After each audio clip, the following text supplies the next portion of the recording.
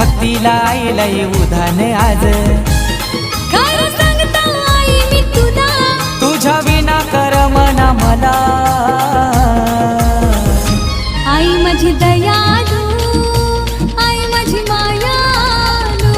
आई माझी दयालू